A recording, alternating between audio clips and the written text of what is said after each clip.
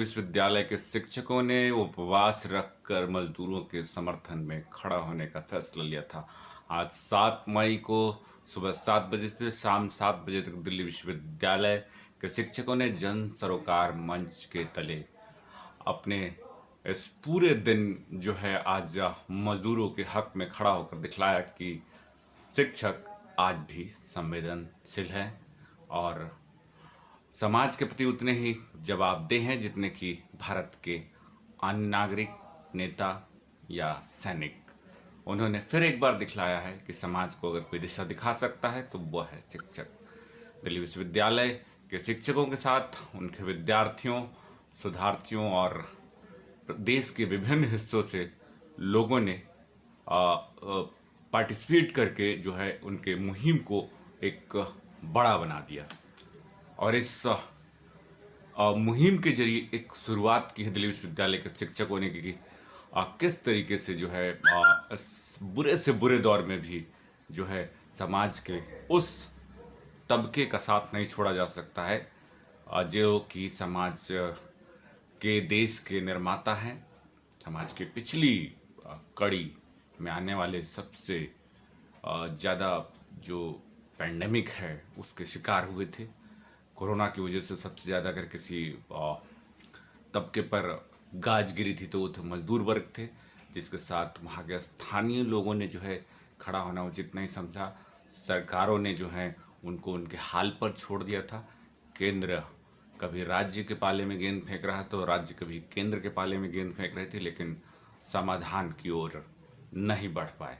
Lockdown के लगभग 40 दिन बीत जाने के बाद सरकारों ने कुछ कदम उठाए, लेकिन वो काफ़ी नहीं थे। और इस उपवास के जरिए एक कुछ क्या निकलेगा ये तो बात की बात है कि दिल्ली विश्वविद्यालय के शिक्षकों की ये मुहिम जो है उपवास भर रह जाएगी या इसके आगे भी वो कुछ कर पाएंगे, यह तो देखना होगा। लेकिन फिलहाल यह एक ज़रूरी कदम था जो उन्होंने उठाया है और एक अच्छी पहल इसको जो है रालोसपा राष्ट्रीय लोक समता पार्टी ने जो है वो भी समर्थन दिया था। अपने ट्विटर हैंडल से ट्वीट करके उपेंद्र कुशवाहा जी जो इस पार्टी के राष्ट्रीय अध्यक्ष हैं उन्होंने जो है इसको समर्थन दिया था। इसी तरीके से आप देखेंगे तो युवा ब्रिगेड जो गाँव में रहती है उन्होंने भी जो तस्वीरें भेजी हैं हमारे पास वो दिखाता है कि वो भी जो है मज़दूरों के प्रति जागरूक है। शिक्षकों ने ये भी कहा कि जो मज़दूर हैं ये देश के हिस्सा हैं और आसपास के जो समाज है उसी से आते हैं। ये हम में से कोई भी हो सकता है। उनका ये मानना था कि ये समाज के जो हिस्सा है ये किसी भी परिवार का हिस्सा है और अगर हम किसी भी क्षेत्र से आते हैं और वहाँ से आने वाले मज़दूरों को समस्या है तो वो हमारी समस्या है। उन्होंने मज़दूरों की समस्याओं को लेकर के 7 सूत्री मांगे भी रखी थी, जिन पर जो और लोग हैं वो चर्चा करेंगे और उनसे बात करेंगे तो जानेंगे। 7 सूत्री कार्यक्रमों में उन्होंने जो है रेलवे की तरफ से मुफ्त जो है मज़दूरों को उनके गंतव्य स्थल तक या गृह राज्य तक भेजने की मांग है। मज़दूरों के लिए बैंक की मांग की गई है।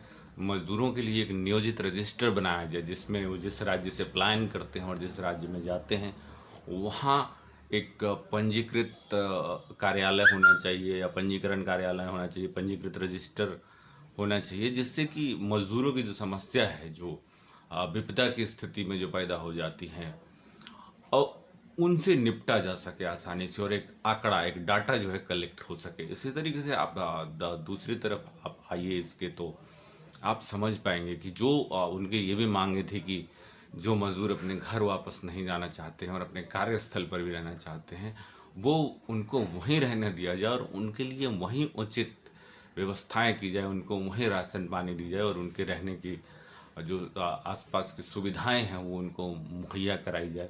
इसी तरीके से एक और मांग जो है वो बहुत आप कहिए कि महत्वपूर्ण मांगों में से है मज़दूर बैंक। तो वो मज़दूर बैंक अगर आज होता तो शायद जो है एक कारगर उपाय उसके माध्यम से हो सकता था। और उनका और जो कहना है कि भाई अगर कोई व्यक्ति फंसा हुआ है कहीं पर दूसरे प्रदेश में और उसके पास पैसे नहीं तो भारत सरकार एक न्यूनतम आय के बराबर पैसा जो है उनके खाते में डाले। तो ये कुछ मांगों को लेकर 7 मई को सुबह 7 बजे से शाम 7 बजे तक दिल्ली विश्वविद्यालय के शिक्षकों के संगठन जन सरोकार मंच ने जो है आज देश भर से समर्थन प्राप्त कर एक दिवसीय उपवास रखा था। आज बुद्ध पूर्णिमा भी है और बुद्ध जो है हमेशा समाज के पिछले तबके उनके बराबरी की बात करते रहते हैं। इन शिक्षकों ने कहा कि ये बुद्ध पूर्णिमा था और इस अवसर पर जो है हम मजदूरों के साथ खड़े थे। ये अपने आप में ही एक तरीके से बुद्ध को याद करना था और बुद्ध पूर्णिमा से बेहतर दिन नहीं हो सकता था समाज के उस तबके के साथ खड़े होने का जो हमेशा से उपेक्षित रहा है, जो समाज की नींव निर्माता है, वो वर्ग उपेक्षित रहा है और उसकी चर्चा जो है यदा कदा होती है तो किताबों में तो हो जाती है, लेकिन उसके लिए खड़े होने का ये सही मौका था और इसमें हम सब जो हैं उनके साथ खड़े हुए। बहुत सारे टीचरों ने जो है इस पर अपनी राय दी है। उन्होंने कहा है कि हमने आज एक मुहिम शुरू की है और हम आगे भी इसको जारी रखेंगे। अब कितने सफल होंगे और कितने असफल होंगे ये बाद में बात करेंगे। फिलहाल जो है आज शिक्षकों ने अपनी क्या क्या बातें और विचार जो है इस जन सरोकार मंच के माध्यम से कही हैं, उनको हम जान लेंगे। आज मजदूर भाइयों के सम्मान में पूरे देश में जो भूख हड़ताल का, अनशन का कार्यक्रम आयोजित किया गया, इसको सफल बनाने के लिए समस्त देशवासियों को बहुत बहुत धन्यवाद। हमारे जन सरोकार मंच के जितने भी शिक्षक हैं, जितने भी पदाधिकारी हैं, जिन लोगों ने इसे प्राथमिकता के तौर पर लेते हुए अपना सहयोग दिया, उनको भी बहुत बहुत बधाई। आशा करते हैं कि आप लोग मजदूर भाई के हक के लिए, उनके मांग को लेकर के, उनके समर्थन में आप इसी तरह अपना योगदान देते रहेंगे। धन्यवाद। आज के परिप्रेक्ष्य में अप्रवासी मजदूरों की दुर्दशा साफ दिखाई दे रही है।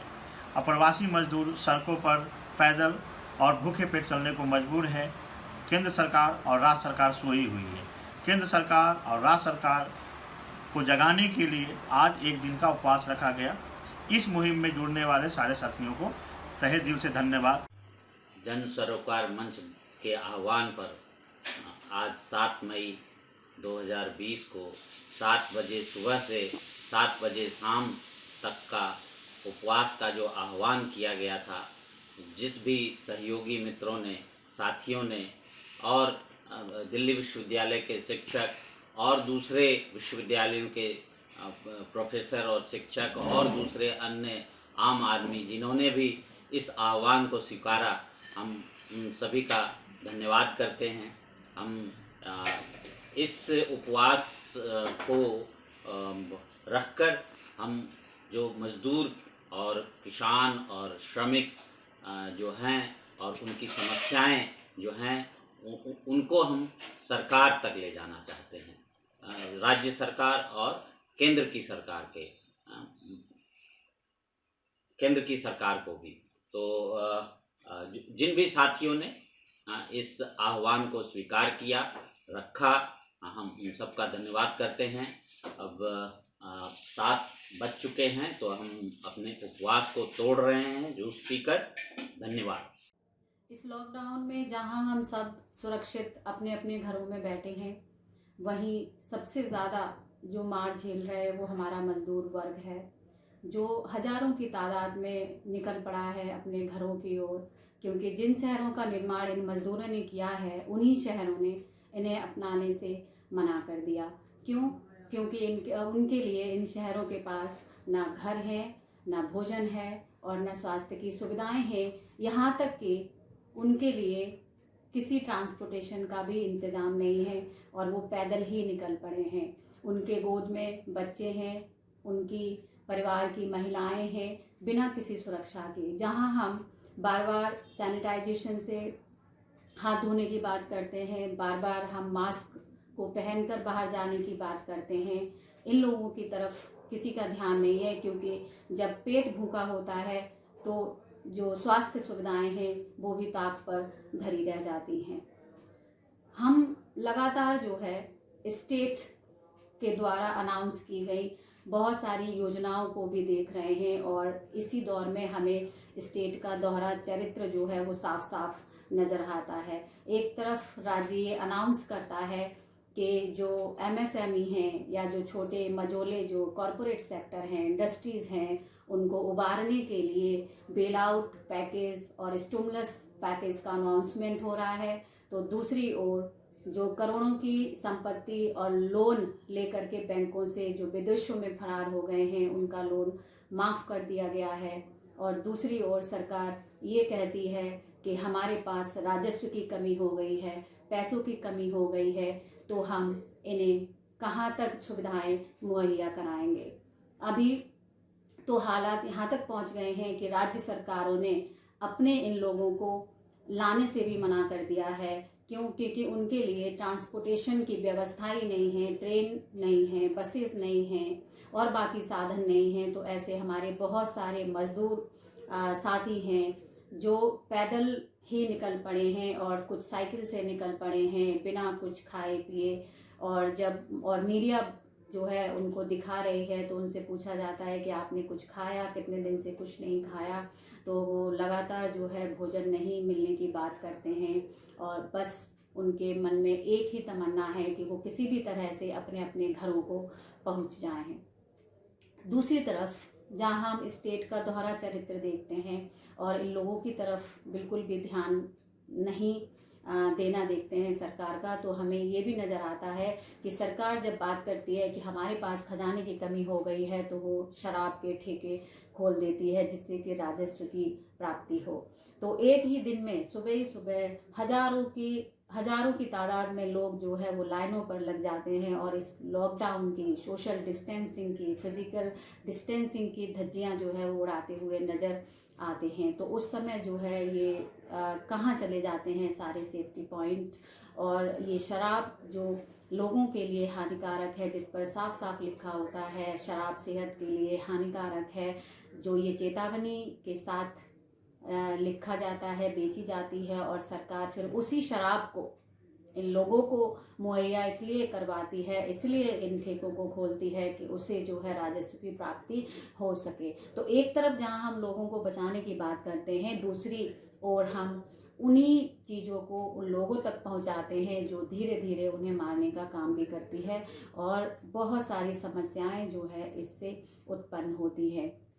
तो इसी को ध्यान में रखते हुए दिल्ली विश्वविद्यालय के शिक्षक साथियों ने आज एक हफ्ते बाद, अंतर्राष्ट्रीय मजदूर दिवस के एक हफ्ते बाद इस मुहिम को चलाया है कि हम मजदूरों के सम्मान में, उनके सम्मान में एक दिन का उपवास रखें और उनके प्रति सम्मान प्रकट करें, क्योंकि मजदूर हैं तो हम हैं और वे हैं तो हम हैं। यही कारण है कि हम मजदूरों का सम्मान करें और राज्य से भी यही गुजारिश है कि वो इन लोगों की सुविधाओं का ध्यान रखे, क्योंकि अगर वो नहीं होंगे तो ये बड़े बड़े इमारतें कहाँ से बनेंगी और बड़े बड़े डेवलपमेंट कहाँ से होंगे और ये सब जो विकास की धारणा है वो कहीं ना कहीं पीछे छूट जाएगी।